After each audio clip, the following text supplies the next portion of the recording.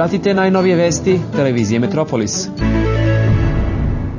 Na predlog Turističke organizacije Srbije, Republička vlada donela je uredbu kojom Kosovu prestaje mandat Svete srpske zemlje.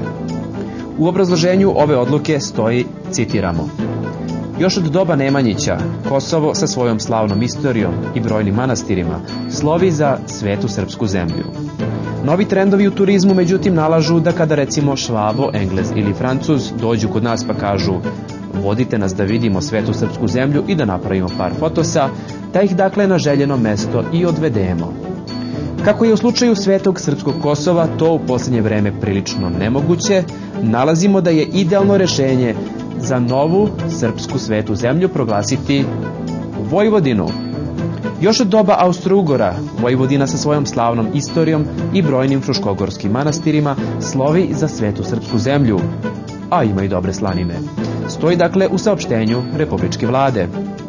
Narodne epske pesme nekadašnjeg predkosovskog ciklusa u novim udžbenicima već se nalaze kao predlalinski ciklus, a reditelj Zdravko Šotra priprema novu verziju kosovskog boja Banatske šore.